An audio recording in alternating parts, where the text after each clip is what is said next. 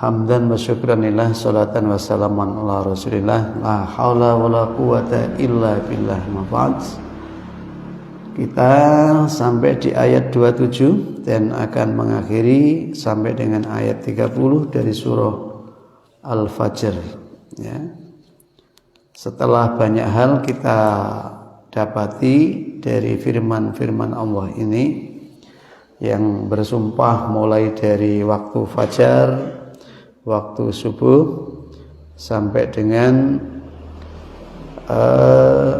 segala, ya, realita yang boleh jadi itu menggugah pikiran nalar manusia, ya. Karena bagaimanapun manusia menjadi istimewa karena punya akal, pikiran, dan punya hati nurani. Dengan akal ada kecerahan, kecerdasan. Dengan hati ada keheningan, ada kedamaian dan ketenangan. Maka pada ayat 27 setelah kita diingatkan bahwa betapa dahsyat kengerian, ya, kengerian itu artinya ngeri itu apa ya?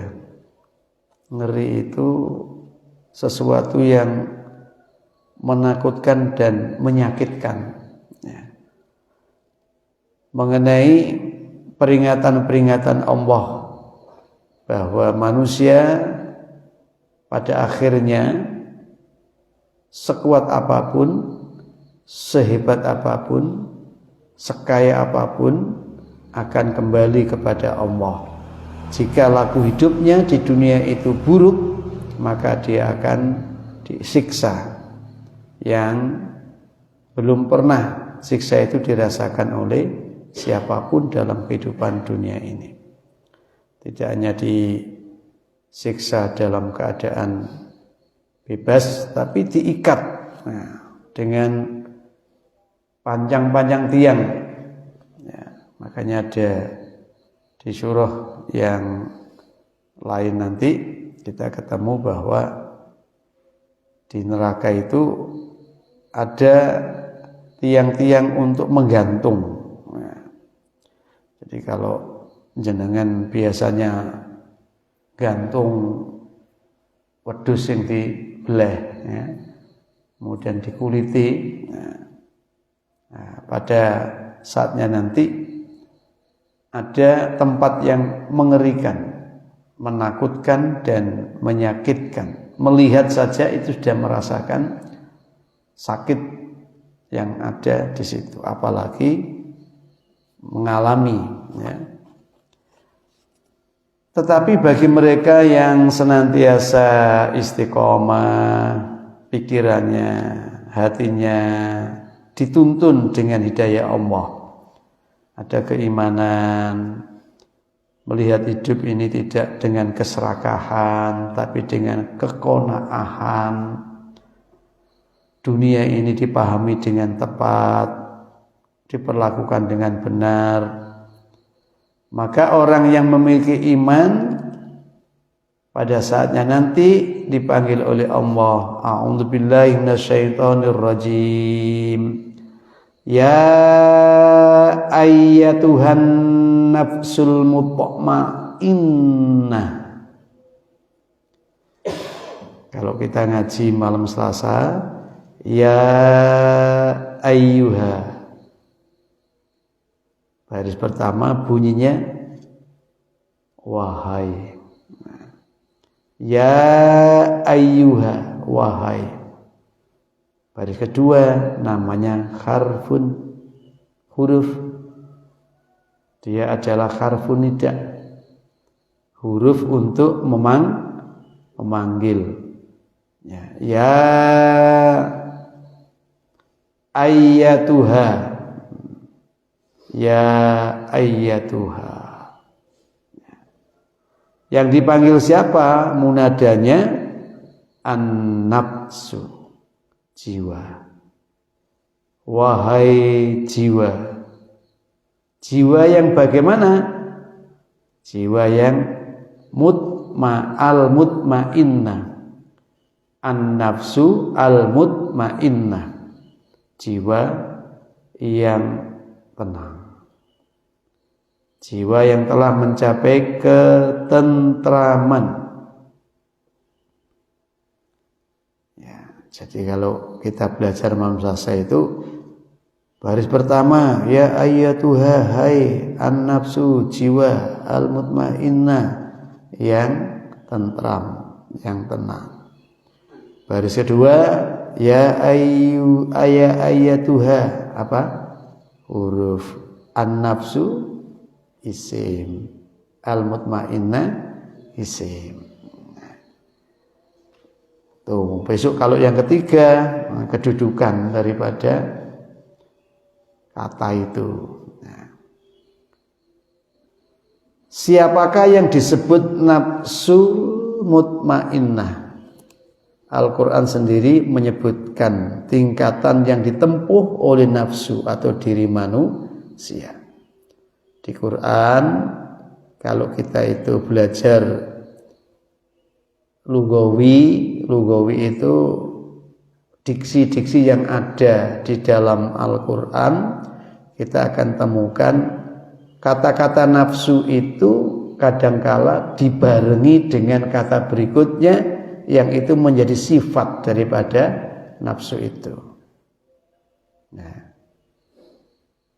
Nah, menurut Pak Yai Hamka ini, ketika kita membaca Quran dengan runtut, kemudian kita mengumpulkan diksi lafadz yang ada berkenaan dengan jiwa, maka beliau menulis bahwa Al-Quran sendiri menyebutkan tingkatan yang ditempuh oleh nafsu atau diri manusia.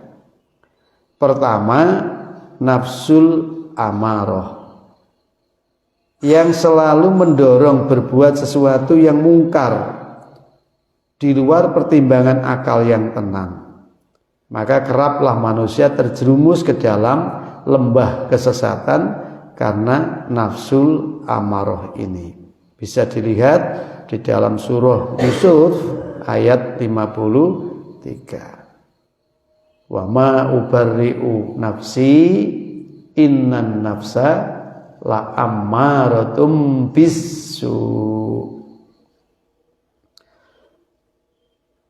Sesungguhnya aku pun tidak bisa untuk melepaskan diriku dari dorongan nafsuku. Nah, itu kisah Nabi Yusuf digoda oleh Zulaikha. Sekelas Nabi Yusuf itu mengatakan, aku tidak bisa membebaskan diriku dari nafsuku.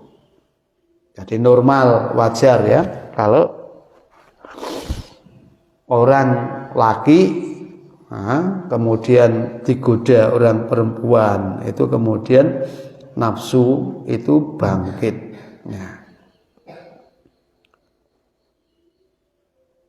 Normal.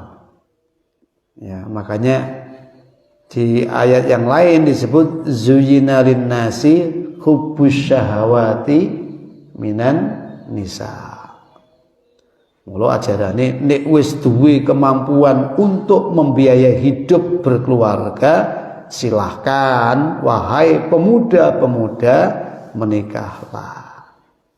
Ya, sing wis nanti penggawean.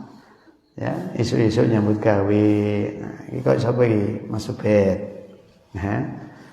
Ya masyarus sabab man istata'a minkumul ba'ata falyatazawwaj fa innahu aghadul basar wa ahsanil farj fa illam yastati fa alaihi bis saum. Jadi poso itu bisa menundukkan apa? Fa innahu la wija, pemecah daripada nafsu ya, yang sifatnya ammarah. Ya, makanya wasta'inu bis-sabri was-shalah. Jadi minta pertolongan dengan Allah itu melalui pengendalian diri, ya, puasa, agar amarahnya tidak meledak-ledak, ya. Karena amarah itu tidak menggunakan pertimbangan akal sehat, akal tenangnya, tidak menggunakan pertimbangan hati nuraninya. Cenderungnya mengajak dalam keburukan. Bisu. Bila mana langkah telah terdorong, tibalah penyesalan diri, itulah yang dinamai nafsul lawwamah. Nah, jadi pertama-tama orang itu kena support namanya nafsul amarah. Karena akalnya tidak ikut memberikan pertimbangan di dalam melakukan perbuatan, maka muncul yang kedua, ketika sudah mengerjakan, hatinya menjadi menyesal. Gue menyesal. Kok bisa ya gue ngelakuin itu? Nah, itu namanya nafsul lawwamah. Itulah yang dalam bahasa kita sehari-hari dinamai tekanan batin alias bete. Nah, ya, tekanan batin itu terjadi karena sikap laku tutur kata yang tidak terbimbing, ya, tertuntun atau tertimbang oleh akal sehatnya, oleh hati nuraninya, sehingga apa yang dikerjakannya itu menjadi sesuatu yang menekan jiwanya karena ada perasaan keliru, salah atau dosa. Ya. Jadi tekanan batin seorang yang beriman itu adalah merasa berdosa. Nah, itu iman. Iman itu menjadi tertekan, bahkan bisa hilang itu ketika perbuatan-perbuatan yang melanggar sifat daripada kecerahan dan kecerdasan akal, nah, melanggar. Jadi dia akan menjadi beban, sehingga Nabi itu menyebutnya wal ismu makaka fi nafsika wa antakriha ayatola annasu alaih. Jadi termasuk perbuatan yang mengandung unsur dosa itu adalah sebuah lintasan yang ada di dalam jiwamu, yang itu kemudian membuatmu tertekan di saat orang lain mengetahuinya.